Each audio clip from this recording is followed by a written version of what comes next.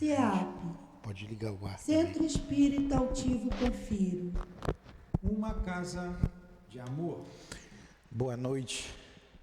Boa noite aos nossos ouvintes. Que Jesus abençoe a nossa noite de estudos. Vamos continuar estudando a obra Dramas da Obsessão, da nossa irmã Ivone do Amaral Pereira, pelo espírito do Dr. Adolfo Bezerra de Menezes. Vamos ler o Evangelho, fazer a nossa prece. Capítulo 4, ninguém pode ver o reino de Deus se não nascer do novo. Item 19, laços de família fortalecidos pela reencarnação e rompidos pela unicidade da existência. A união e a afeição que existem entre parentes são o indício da simpatia anterior que nos aproximou. Assim costuma-se dizer que uma pessoa não é da família quando seu caráter, seus gostos e inclinações não têm nenhuma semelhança com seus parentes. Ao se dizer essas palavras, enuncia-se uma verdade maior do que se supõe. Deus permite essas encarnações de espíritos antipáticos ou estranhos nas famílias com o duplo objetivo de servir de prova para uns e de meio de adiantamento para outros. Os maus se melhoram pouco a pouco em contato com os bons e pelos cuidados que deles recebem. Seu caráter se abranda, seus hábitos se depuram, as antipatias se desfazem. É assim que se estabelece a fusão entre as diferentes categorias de espíritos, como se estabelece sobre a Terra a fusão entre as raças e os povos. Item 20, 21, 22 segue falando do mesmo tema. Querido Jesus, fortaleça-nos o espírito para compreendermos as lições trazidas do mundo espiritual para o nosso aprendizado, a nossa reflexão na noite de hoje. Permita que a nossa querida irmã Ivone nos inspire, nos ajude nesta compreensão, bem como o Dr. Bezerra de Menezes, que escreveram esta obra que iremos estudar. Invocamos em Teu nome, Senhor, a direção espiritual da nossa casa de amor, o altivo, com a coluna de espíritos que sustentam o nosso CEAP. Em nome desses irmãos queridos, das nossas queridas irmãs, em nome do amor, do nosso amor, do Teu amor, Jesus, e do amor de Deus acima de tudo, é que damos por iniciados os estudos da noite de hoje. Que assim seja.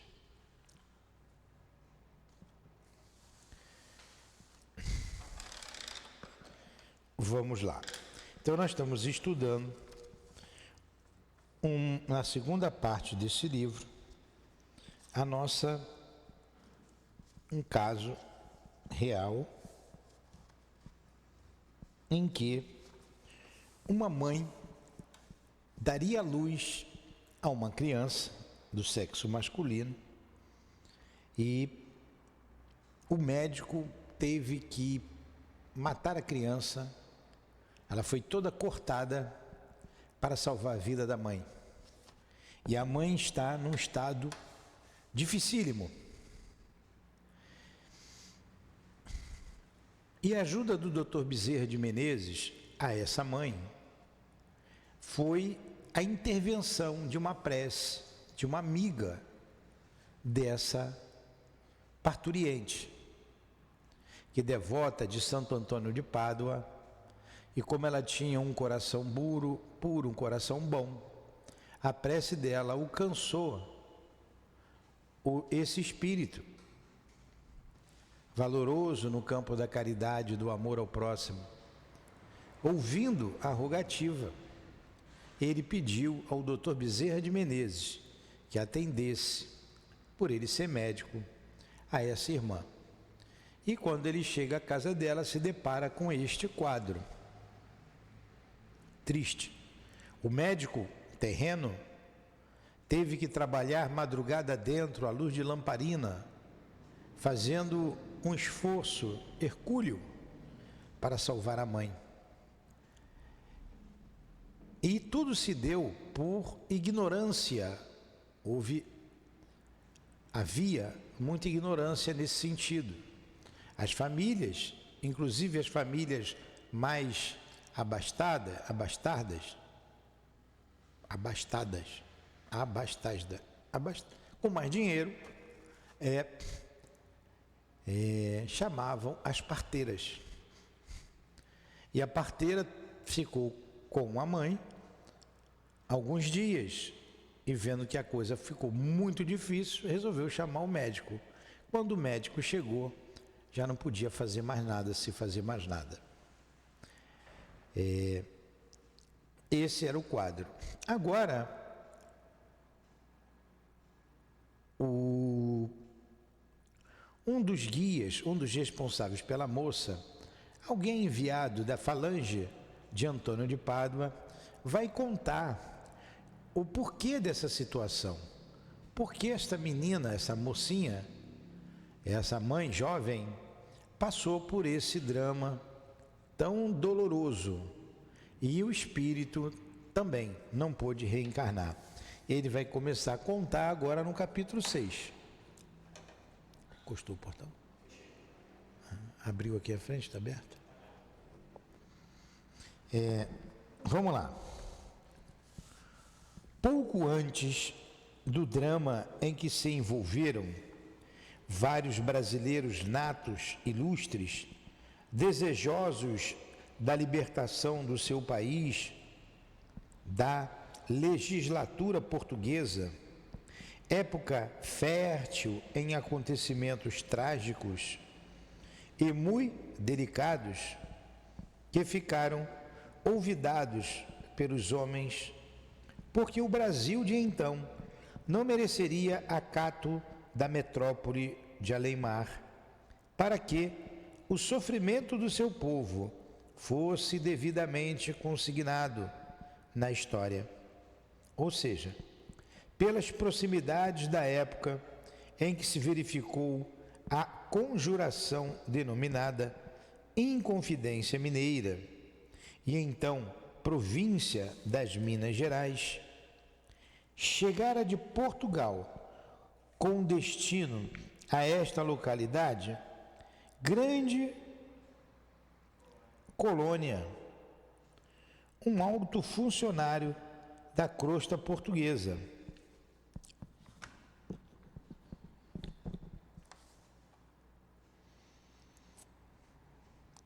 da coroa portuguesa, da crosta portuguesa, da coroa portuguesa, dizendo-se licenciado para estudos e aventuras pelo interior de Minas, acompanhado da esposa, que, ávida de emoções e conhecimentos novos, se negara a continuar no seu velho casarão de Lisboa, sozinha e entristecida, enquanto o marido corresse terras e mares estranhos. Por essa época, não seria aconselhável a uma dama bem-nascida aventurar-se a viagens tão longas e arriscadas. Proibia-o o procedimento social. Seria desdouro imperdoável mesmo para uma esposa abandonar-se a peripécias em terras desconhecidas, e a própria lei não concederia licença para tal fim, a não ser que motivos muito significativos justificasse o feito. Não o entendeu assim, porém, a esposa, muito jovem ainda, do funcionário licenciado, pois que, não conseguindo das autoridades permissão para acompanhar o próprio marido nas suas aventuras pelas intempéries de grande colônia do Brasil, infiltrou-se sutilmente na marinhagem do veleiro e faria a travessia do oceano, e já em alto mar, apresentou-se ao estupefato esposo, disfarçada em vestes masculinas. Danadinha, né? Protegida que fora por um oficial de bordo, amigo da família, aportando no Rio de Janeiro 4 meses depois, sem maiores empecilhos, já que sua beleza e sua juventude, aliadas à esperteza de que usara, cativaram igualmente o comandante da nau transoceânica. Poxa, 4 meses de viagem, hein? Caramba! E naquele barquinho, né? Aqueles navios antigos, aquele era um barquinho, pô. O oficial amigo, no entanto, cujo nome seria Fernando Guimarães, afirmando-se investido de certa missão secreta no Brasil, conferida por seus superiores, desligou-se da profissão e cedeu ao convite afetuoso do casal de esposos para que viesse em sua companhia como se membro da família fora, uma vez que igualmente pretendia dirigir-se à importante província, cujo governador seria então o senhor Visconde de Barbacena. A aventura sempre foi o traço primordial do caráter lusitano. E seguiram então os 3 amigos em busca da realidade de um Eldorado cuja fama seduzia os europeus. Adquiriria o casal, então, 2 escravas negras para os serviços caseiros e Fernando, agora integrado na família como irmão assaz querido, entendeu necessária também a posse de um escravo do sexo masculino, que se prestasse aos serviços externos, o trato de animais, inclusive. Colocou, portanto, anúncios pelas tabernas e casas de negócios, nos dias de espera passados no Rio de Janeiro, servindo-se de pequenos cartazes dizendo da urgência na compra de um escravo resoluto e valente para servir em viagens pelo interior da colônia, que bem manejasse a foice e o facão de caça e que se encorajasse a caçada de feras através dos matagais, pois desejava Fernando, que já caçara na África, aproveitar ensejos para negociar com Pérez, a fim de disfarçar a missão trazida da metrópole. Dizia consigo próprio, esperando mesmo obter alguns exemplares das famosas onças brasileiras, para transformá-las em luxuosos tapetes que venderia no reino a bons preços. Bem cedo conseguiu o de que precisava. Chegara aos seus ouvidos que certo fazendeiro dos limites, que hoje se transformaram no aprazível arrabalde da Tijuca, no Rio de Janeiro, entregara às autoridades um escravo rebelde, a fim de que fosse julgado e, quiçá, condenado à morte. O infeliz negro via-se acusado de todos os lados pelo crime de homicídio nas pessoas de nada menos de 3 capatazes da dita fazenda e de um negrinho de 15 anos de idade, também escravo, que aparecera afogado nas águas de um riacho próximo. Não obstante, o réu negava veementemente a autoria dos crimes e, porque não existissem testemunhas, as autoridades indecisas apelaram para o juízo da Igreja ou o juízo de Deus, nas pessoas do clero oficial da capital da colônia. E estas, muito prudentes e justiceiramente, deliberaram mantê-lo preso até ver se resolveria a confessar o delito, ou se porventura alguém por ele se responsabilizando o levaria sob um processo de compra legal, visto seu antigo senhor não querer mais admiti-lo em seus domínios e as autoridades se quedarem indecisas em condená-lo sem provas suficientes e também em deixá-lo em liberdade diante de tão sérias acusações. Apresentou-se então Fernando Guimarães no local indicado, a examinar a mercadoria à venda e as condições de compra. Homem de caráter aventureiro, habituado à intrepidez do comando de marinheiros e a brigas marítimas com piratas, constatou que lhe convinha a aquisição e sentimental a despeito de tudo, como todo verdadeiro português. Sentiu-se compadecido ao verificar o escravo algemado de pés e mãos e que por seu corpo pronunciadas cicatrizes produzidas por chicotes assinalavam os maus tratos recebidos de seus senhores. Como te chamas, amigo?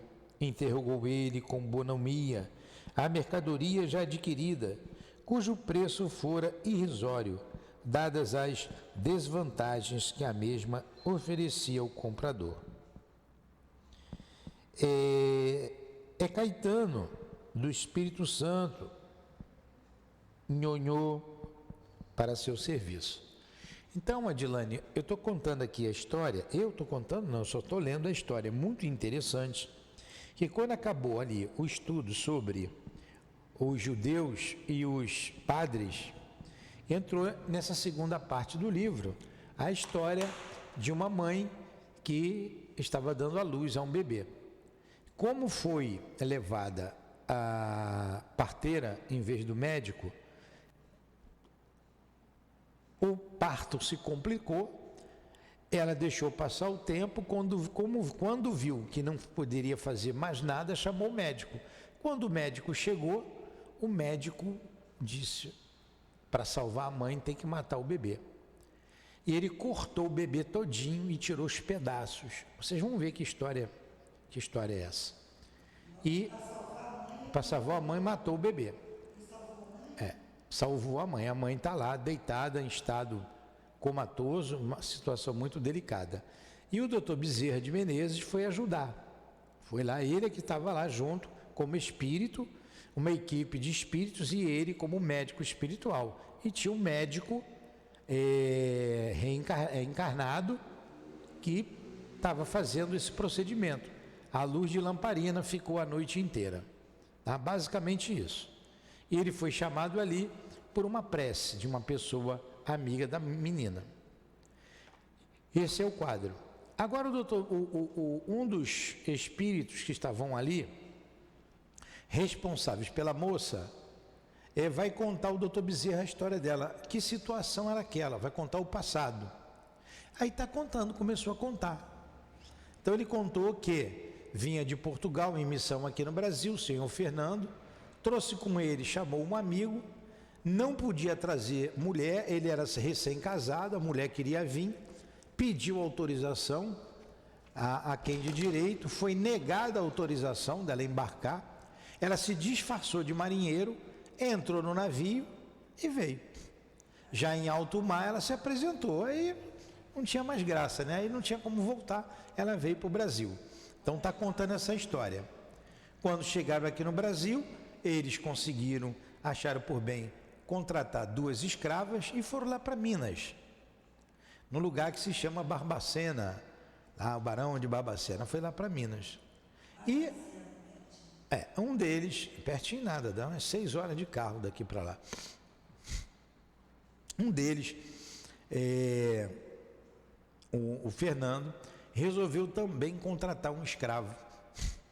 Quando veio ao Rio de Janeiro, botou vários cartazes e conseguiu um que estava sendo acusado de um crime. E o escravo negava o crime, mas tinham 3 capatazes dizendo que ele cometeu o crime.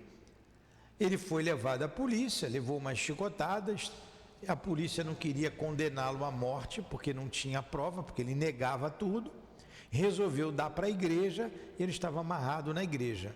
E o Fernando, então, gostou dele, se simpatizou por ele e está conversando com ele agora. Vamos ver o que aconteceu. Vamos ver se dá tempo de escutar essa história. E depois eu vou cuidar das rosas aqui, antes do outro estudo. Como te chamas, amigo? Interrogou ele com bonomia a mercadoria já adquirida, cujo preço fora irrisório, dadas as desvantagens que a mesma oferecia ao comprador. Aí ele fala, né? Caetano do Espírito Santo, nhonhô. A humildade é entrevista nesta frase simples, proferida com um misto de timidez e espanto, por ser bondosamente tratado, talvez pela primeira vez, comoveu ainda mais o rude marinheiro, que continuou no seu original inquérito.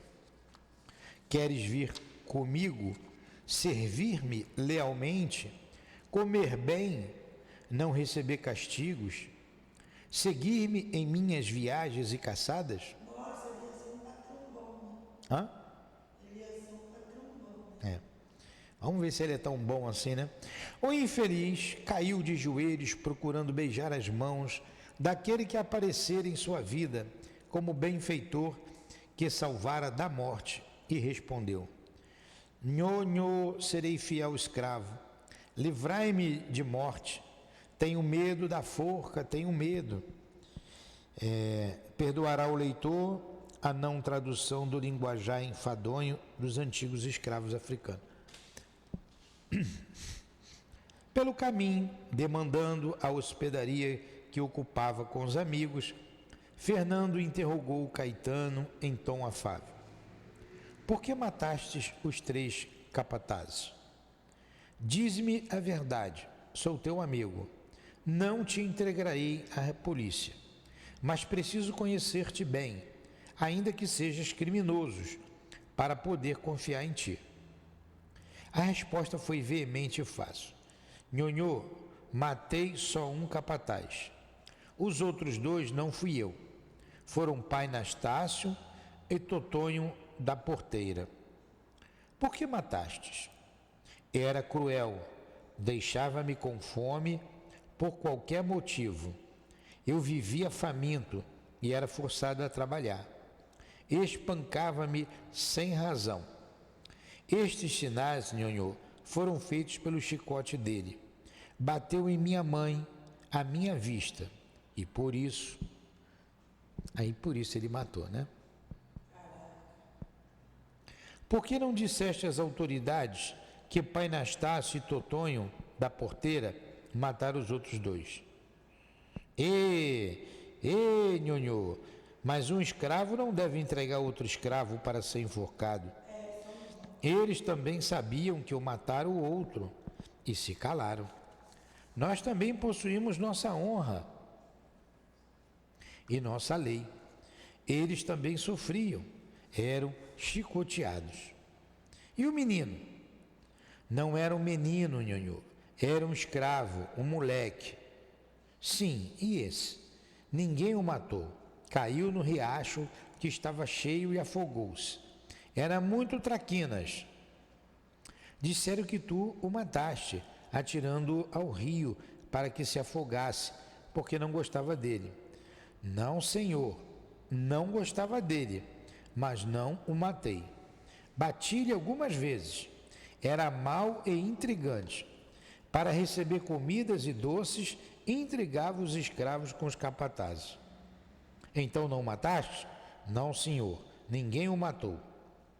Caetano, confia em ti. Concluiu o lusitano. Serei teu amigo. Se me servires fielmente, conforme desejo, durante os 4 ou 5 anos que pretendo demorar-me no Brasil, ao regressar a Portugal, não te venderei a outro senhor. Dar-te-ei antes carta de alforria. O nego beijou a mão do seu senhor, sem nada responder. Um bom negócio, né? O cara foi honesto.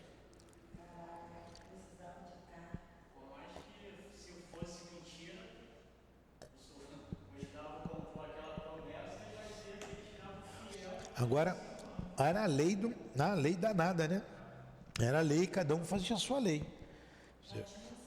Que coisa triste, né? Você vê a sua mãe ser espancada, a sua família. na hora que ele pôde. Muito bem. De início, o casal de esposos, aí você vê o casal novo, de esposo, um amigo, começa a complicar, né? Vai dar ruim esse negócio daqui a pouco. Vamos lá.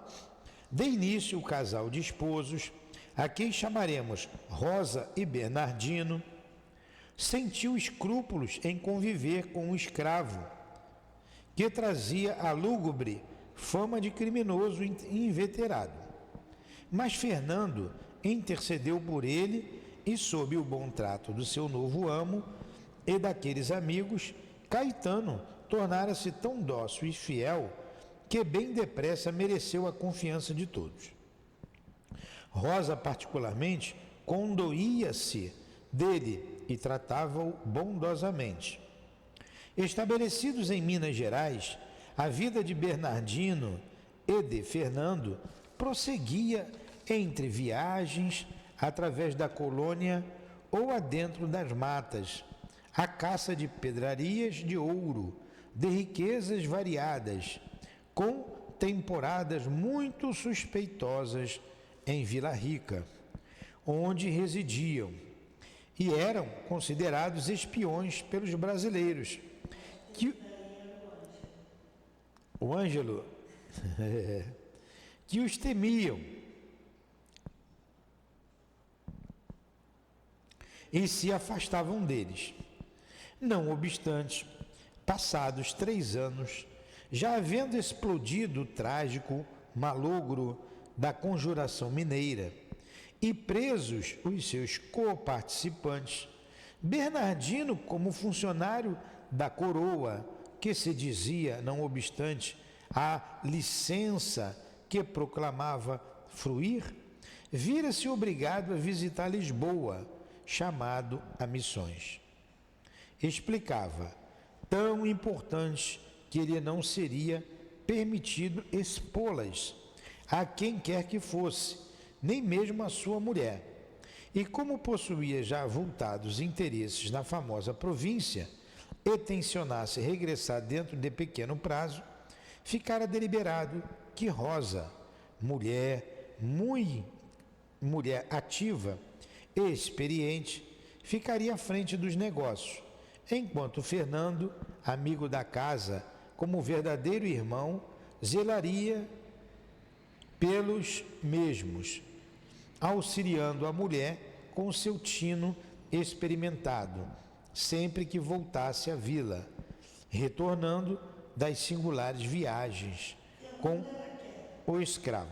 Fernando era o amigo do casal. E o Bernardino tinha Fernando como um verdadeiro irmão.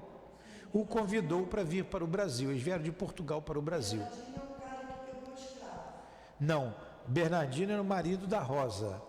Aí que recebeu um comunicado que tinha que voltar a Portugal. Então ele pediu a Fernando para cuidar, para ajudar a Rosa. Foi o Fernando que pegou o escravo. Ficou o escravo, o Fernando e a Rosa. Não falei nada disso ainda.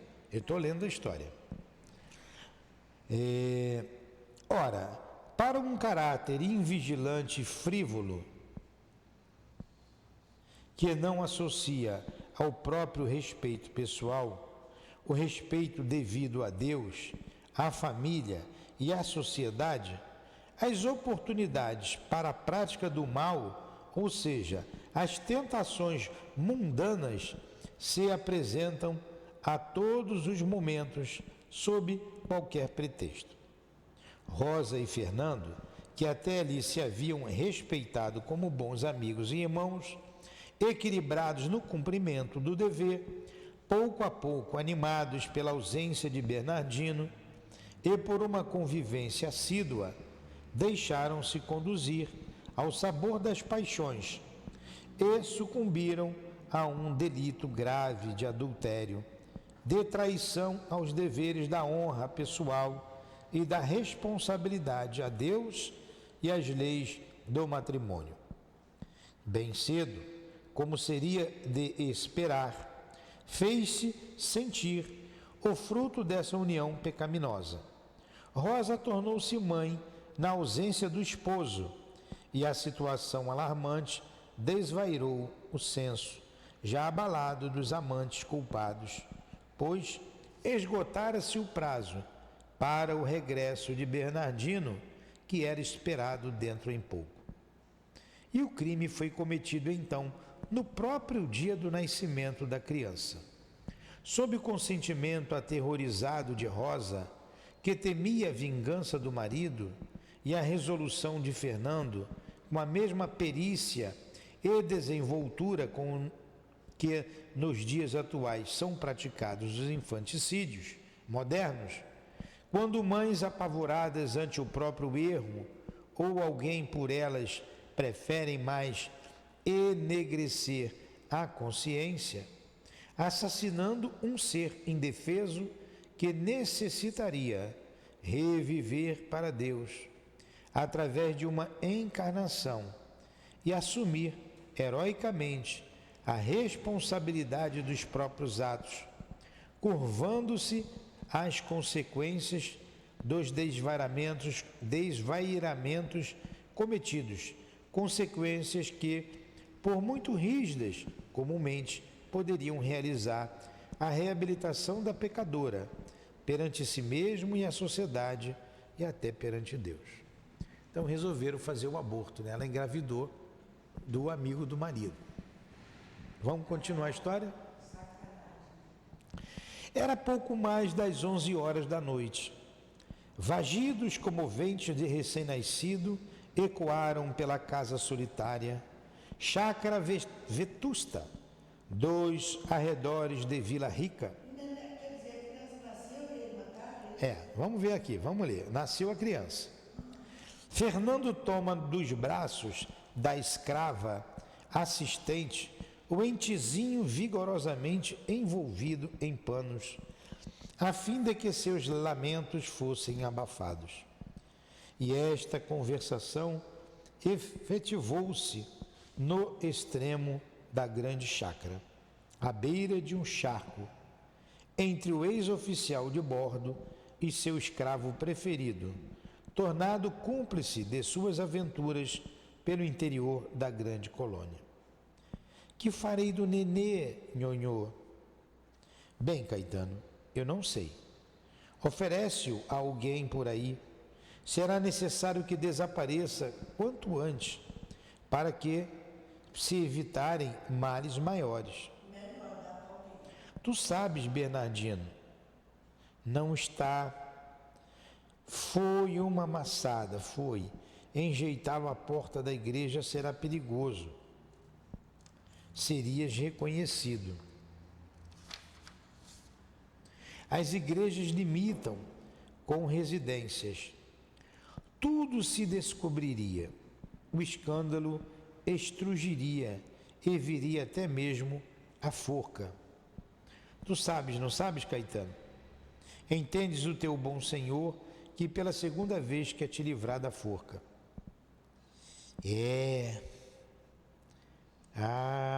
Seu escravo. Entendo sim, meu bom senhor. Entendo sim, senhor. Então será bom que ninguém desconfie. Senão será forca para nós todos. A vila é pequena, poderiam falar. Ao passo que aqui nesta chácara solitária, no fundo deste charco, quem poderia mergulhar para descobrir? Entendes, Caetano? Entendo sim, nhonhô. Como não? Caetano assassinou friamente a criança recém-nascida para satisfazer ao amo, mas receoso de que, enterrando-a, os porcos ambulantes ou alguma plantação posterior nos terrenos da chácara pudessem descobrir o pequeno cadáver, resolveu esquartejá-lo cuidadosamente com sua faca de caça, com a qual já assassinara mais duas infelizes criaturas durante as viagens com seu senhor e por ordem deste. Depois do que, envolvendo os pequeninos despojos numa cobertura de lã, amarrou o singular volume a uma grande pedra e atirou-o ao fundo lodoso do pântano para o repasto das asquerosas feras aquáticas. trabalhou no mal, né? No espaço longínquo, as estrelas cintilavam lindas e tranquilas, como desejando ocultar da razão de todas as coisas o abominável ato, contrário à harmonia das leis eternas, ato cujas repercussões se estenderiam sobre os criminosos como garras de inflexível monstro que cobrariam o insulto aberrante contra a natureza, imagem do Criador sobre a terra. Penalizado, ouvindo a exposição do mentor espiritual de Angelita, fácil foram as minhas conclusões, compreendeu que se havia seguido no destino daquelas 3 infelizes criaturas. Ali se encontravam elas, à minha frente, muito fortemente atadas umas às outras pelas repercussões conscienciais de um grande crime, para que dúvidas me pudessem advir sobre o que o futuro ainda lhes reservaria.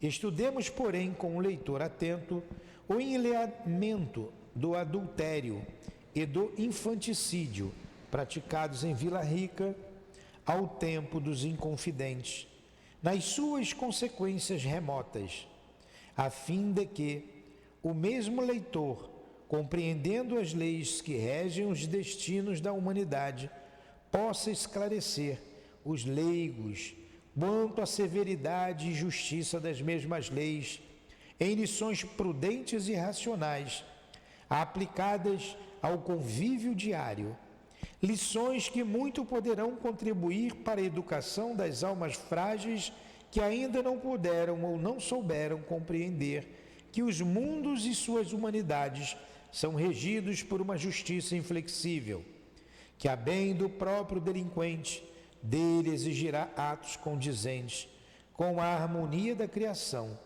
jamais sancionando desvios das rotas traçadas pela legislação suprema. Não dá para fugir da lei. Querem legalizar o aborto, já legalizaram em alguns países, né? Triste. Olhei penalizado. Ali estava Rosa, a esposa delinquente, revivida na personalidade da formosa e sofredora Angelita. Ali estava Fernando Guimarães, o amigo infiel e sedutor Suez, o pai desalmado, ressurgido no belo varão Alípio, a quem eu vira chorar a noite toda sobre o drama do nascimento do seu primogênio. E ali também estava Caetano, o antigo escravo perverso e dissimulado. Ali que ela está dizendo é onde? Hã? Ali é onde? A fazenda? Não, essa é a história que aconteceu na fazenda. Só que ele está contando a história que aconteceu do drama atual agora, no 1900 e pouco. Por quê? A mãe, a Angelita, era aquela Rosa, infiel. O marido era o mesmo Fernando. E o filho que foi cortado, todo cortado, era o escravo. Os 3 voltaram juntos. Entendeu? Vou explicar de novo. O doutor Bezerra foi fazer... O filho que foi cortado foi o escravo. A cena estava se repetindo de novo, porque o escravo foi cortado. Não, minha filha, vamos lá, vamos entender. Vamos supor, hoje, quinta-feira, hoje é dia 10 de junho. Hoje tem uma mulher passando, vai ter um filho. Não consegue ter, tem que cortar ele todinho para tirar. O marido está desesperado e ela quase morre, não morreu por pouco, teve hemorragia. Tá? Aí ele vai contar o passado desses 3, ele está contando o passado dos 3. Quem era o filho? O escravo que cortou aquela criança, que agora foi cortado para ser tirado da barriga. Quem era o pai lá? Quem era o pai? Era aquele, o Fernando, que era amigo do cara que traiu o amigo. E quem era a mulher? A mesma. Os 3 voltaram à cena, entendeu? Então, vamos lá, reencarnação. Então, ó, ali estava a Rosa, o nome dela lá era Rosa, e agora Angelita, revivida a personalidade da formosa e sofredora Angelita. Ali estava Fernando Guimarães, lá era Fernando, não era? O amigo infiel e sedutor Soez, o pai desalmado, ressurgido no belo varão Alípio, agora o nome dele era Alípio, a quem eu vira chorar a noite toda sobre o drama do nascimento do primogênito. E ali também estava Caetano, que é o antigo escravo, perverso e dissimulado, que ligado a ambos por laços poderosos do passado, a sombra dos seus espíritos se homiciara, renascendo como filho primogênito, sacrificado pela ciência, à frente de um parto em que acidentes imprevistos exigiram de um cirurgião ginecologista a necessidade extrema de um esquartejamento em condições dolorosas, para que seu nascimento, tornado impossível por vias normais, não causasse a morte àquela que, durante 9 meses, o trouxera preso ao próprio seio, como espírito Caetano ligado a Angelita, igualmente pelas poderosas cadeias magnéticas que estabelecem o período da gestação do feto até o momento do nascimento, cadeias que se prolongam durante toda uma existência, porque incontestavelmente um filho estará ligado à sua mãe por indefiníveis atilhos psíquicos físicos, até mesmo, muitas vezes, pelo além-túmulo afora. Caetano culpado, muitas vezes, sofria ainda os reflexos da brutal operação que sua mãe padecera no instante de dá-lo ao mundo. Súbitos estremecimentos sacudiam-no, e apavorado, como presa de cruel pesadelo consciencial, sua mente se aterrorizava ao sentir despedaçado aquele corpo que, em parte, ocupara, confusamente supondo haver-se tornado, por magias incompreensíveis, no mísero recém-nascido de Vila Rica, o qual ele mesmo estrangulara e esquartejara, para melhor encobri-lo a um esposo ultrajado em sua dignidade matrimonial. Acheguei-me ao infeliz, procurando no domicílio já visitado. Conjurei-o a despertar para Deus através de uma prece, a qual tentei ensiná-lo a extrair do coração. Disse-lhe da bondade paternal do Criador, cujas leis, estabelecendo uma inflexível justiça da punição do erro, também estabelecem o misericordioso ensejo para a reabilitação da alma culpada, e concitei-o a uma experiência de meditação para o arrependimento, a fim de que se conseguisse elevar das próprias misérias, vislumbrando um caminho a perlustrar dentro da harmonia da legislação divina. Mas Caetano foi surdo aos meus convites para essas tentativas, talvez pela sua grande ignorância, sem a boa vontade para o progresso, ou talvez ainda padecendo a revolta das amarguras havidas durante a escravatura.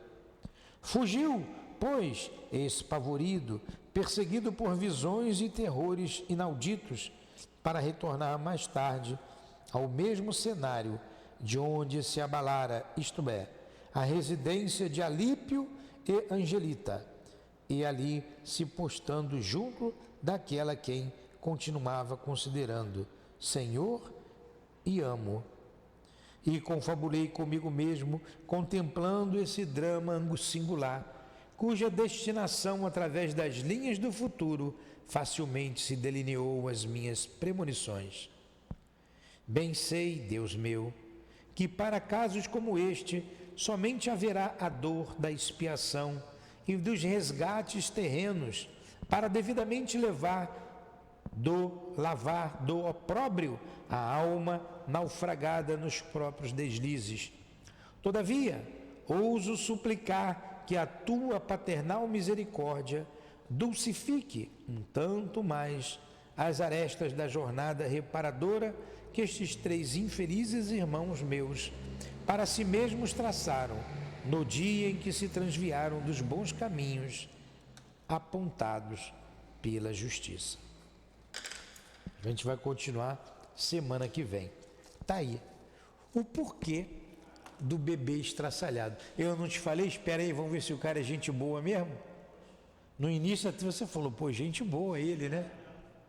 Induziu o escravo a cometer mais 2 crimes, induziu o escravo a matar a criança, ele traiu o próprio amigo, mas o camarada viaja, né? Vai ficar meses fora. Não foi o cara que contratou o escravo. Hã? O cara que contratou o escravo foi viajar. Não, quem contratou o escravo foi ele, o Fernando. Foi o Fernando? Foi, Fernando continuou com ele. E agora veio o Fernando, a mulher ultrajada e o escravo como filho. E o escravo teve que ser cortado exatamente como ele cortou o bebê que ele matou. Com certeza ele deve ter pedido para ser cortado. Está entendendo a reencarnação? Graças a Deus a gente não lembra de nada do passado. É, pois é.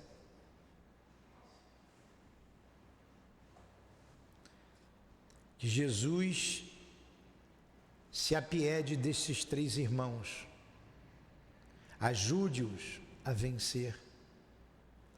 Nós que também somos devedores da tua lei, Senhor, que choramos a dor da expiação porque passamos, cada um de nós com a sua cruz. Pedimos misericórdia para nós e para esses 3 personagens que acabamos de conhecer através da rica mediunidade da nossa irmã Ivone e do nosso querido amigo, o Dr. Bezerra. Que Deus nos ajude a aproveitar esta encarnação, a aproveitar esta oportunidade de conhecer mais fundo esta lei de ação e reação e pautarmos as nossas vidas dentro do Teu Evangelho, Senhor. Ajuda-nos a cumprir com os nossos deveres. Não nos deixes cair em tentações e livra-nos do mal, como nos ensinastes na oração dominical, que neste momento recordamos. Envolva-nos, Senhor. Precisamos da Tua ajuda. Precisamos da ajuda dos benfeitores que estão ao nosso lado nesta casa de amor, nos nossos trabalhos. Dos benfeitores que estão nos lares, que nos ouvem à distância. Os anjos guardiães de cada família, que preservem o lar de todos os males. Ajuda-nos, Senhor, a eliminar do código humano a lei do aborto que algumas nações teimam em sancioná-la. Nos livre deste mal na nação brasileira. Livra-nos dos males que as autoridades querem que as famílias tombem, como o aborto, as drogas, o servilismo sexual, paixões nefastas que ainda fazem parte dos caracteres inferiores que aqui estão. Ajuda-nos, envolva a nossa casa de amor, para que ela continue sendo esse polo de esclarecimento, esse ponto de luz que abriga os famintos, os cansados, os desiludidos da vida. E que saibamos, Senhor, ouvir os Teus emissários sempre, e nos conduzir seguramente debaixo dos seus conselhos. Muito obrigado por tudo. Obrigado a Dona Ivone, ao Dr. Bezerra. Muito obrigado ao altivo, amigo querido. Muito obrigado aos guias que se fazem presentes junto a nós, às nossas irmãs, a você, Lourdinha, a todos vocês. Que Deus perdoe os nossos erros e que Deus nos ajude a repará-los, nós que aqui estamos no corpo e vós que aí estão. Em nome então desses irmãos queridos, em nome de Leon Denis, de Allan Kardec, em nome do amor, do nosso amor, Lourdinha, do teu amor, Jesus, e do amor de Deus acima de tudo, pedimos então uma permissão para encerrarmos os estudos da noite de hoje. Que assim seja.